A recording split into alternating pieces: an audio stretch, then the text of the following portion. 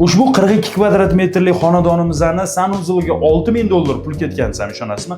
Hozir ko'rsatib beraman. O'zingiz ko'rishingiz mumkin.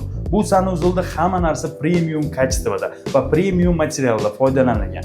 Unitaz, smesитель va oynalargacha. Oynalar ko'rsangiz bo'ladi, podsvetkali oynalar qo'yilgan. Gradus ko'rsatadi, bemalol hatto soatgacha ham bor. Minimalizmdan foydalangan holatda dush kabina o'rnatganmiz. Dush kabinaning ham ramkasi tilla rangda. Bu yana ham bogatlik ko'rinish beradi.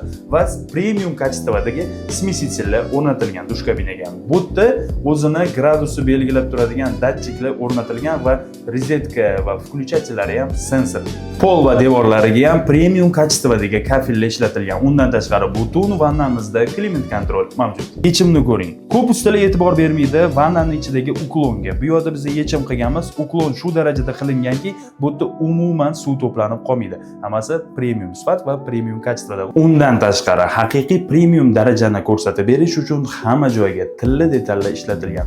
Dush kabinani smesителidan tortib ramkalarigacha. Shunaqa nozik did talab qiladigan premium xizmatlar va noodatiy yechim uchun Sau Building jamoasiga murojaat qiling. Undan tashqari qilgan mehnatimiz sizga yoqqan bo'lsa, bitta like va podpiskani ayamang.